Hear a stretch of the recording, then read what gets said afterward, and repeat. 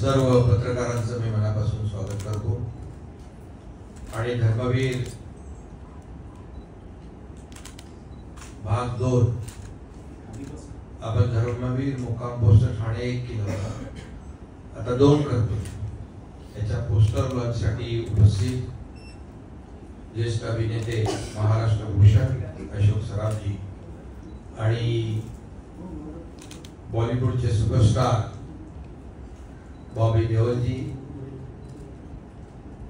आपले सचिन बेळगावकरजी, महेश कोठारेजी आणि दिघे साहेबांचं ज्यांनी भूमिका केली ते प्रसाद ओक आणि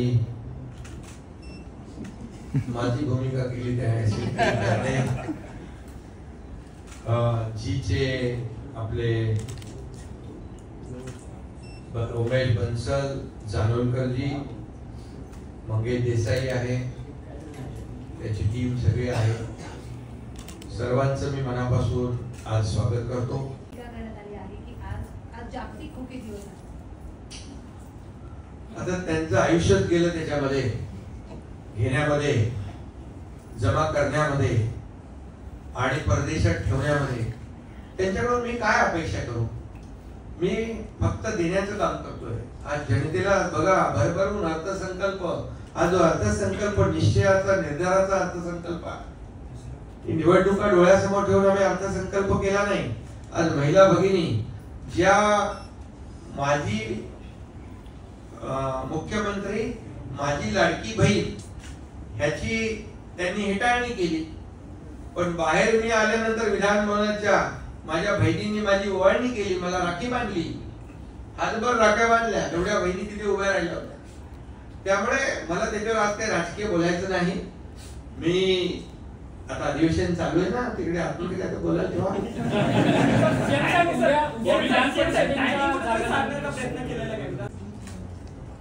पण मला वाटतं परत हे पहिल्या पिक्चर सुद्धा सारखं चांगलं होईल। मी खरोखर या पिक्चरला मी खरोखरच शुभेच्छा देतो।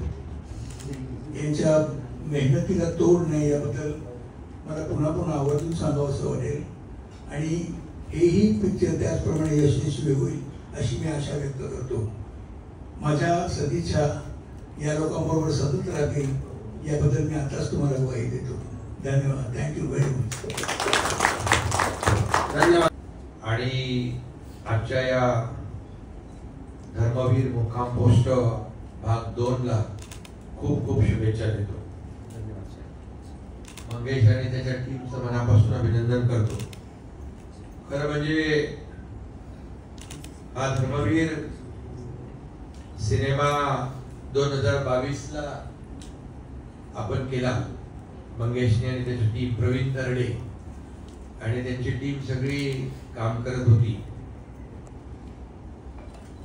मला म्हणाले म्हणजे याला सहकार्य पाहिजे। आता आनंद दिघे साहेबांच्या सिनेमाला सहकार्य देणं म्हणजे मला स्वतःला एक भाग्यवान समजण्यासारखं आहे, कारण धर्मवीर आनंद दिघे साहेब माझे गुरुवर्य, त्यांच्या सावलीत मी माझी वाटचाल सुरू झाली, शिकलो, वाढलो आणि राजकारणाचे, समाजकारणाचे धडे घेतले। त्यांची कार्यपद्धती पाहिली मी। मैं आपको कहा था जब थोड़े समय में एक बार हम समय में बैठेंगे तो बताऊंगा उनके बारे में, पूरे जीवन के बारे में। कुठली राज्य सत्ता नसताना, कुठलेही सत्तेचं पद नसताना जनतेच्या हृदयावर त्यांनी एक असं अढळ स्थान निर्माण केलं होतं की आनंद दिघे हा पंचाक्षरी मंत्र झाला होता। टायमिंग कुठेतरी रिलीज होण्याचा टायमिंग साधण्याचा प्रयत्न केलेला आहे का? चित्रपटाचा आणि निवडणुकांचा काही अर्थार्थी संबंध नाही। धर्मवीरांचा चित्रपट एका सिनेमामध्ये होऊ शकत नाही, म्हणून हा दुसरा आम्ही केलेला आहे।